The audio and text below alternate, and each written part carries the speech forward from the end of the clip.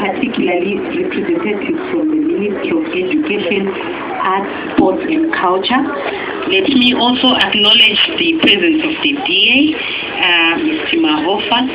Let me acknowledge the presence of honorable councillors who are present here, and representatives of the schools SDA, the heads of schools who are here, and the teachers as well,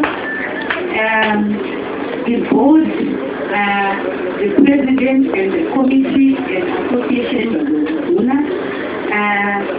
school children, parents, ladies and gentlemen. Allow me now to read the Secretary General's speech.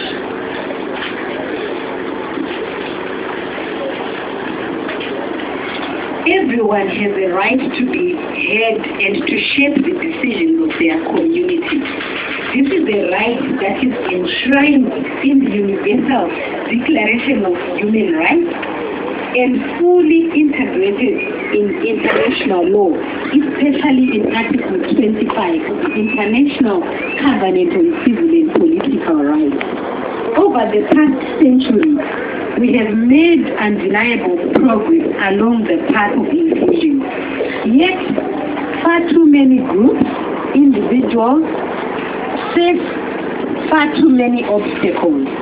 Women have a right to vote almost everywhere, but remain hugely underrepresented in parliament and in peace processes, in senior government posts and corporate boardrooms, and in other decision-making positions.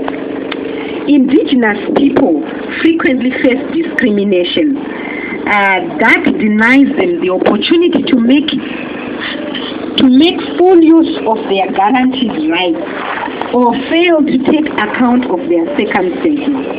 Religious and ethnic minorities, as well as people living with disabilities, or those with different political opinion, are often hampered from taking part in key institutions and processes. Institutions and public discourse need to represent society in their diversity. More generally, in several parts of the world, we have seen alarming threats to hard-won gains in democratic governance. In some countries, civil society groups face growing pressures and restrictions. Legislation has been introduced specifically targeting civil society organizations and making it impossible for them to operate. Champions of democracy have encountered new confrontational measures. We should be troubled by such backsliding.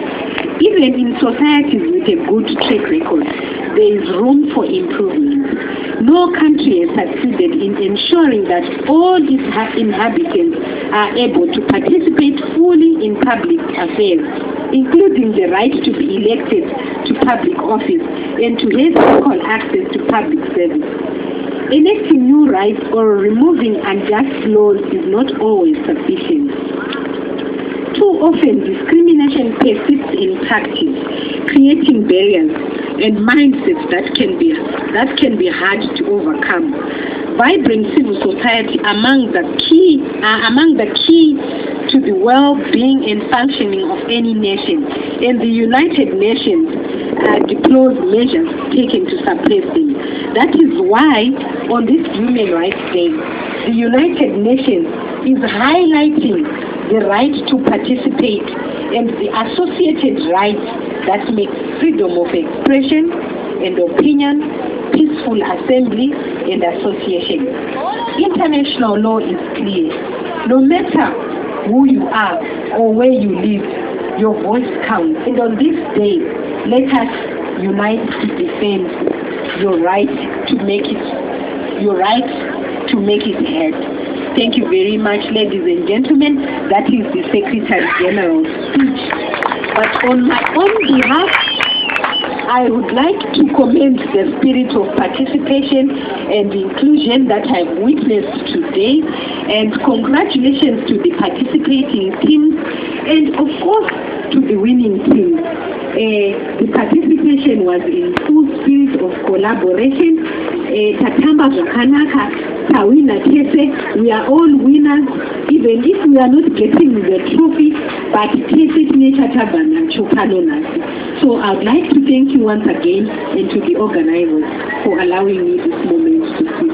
Thank you.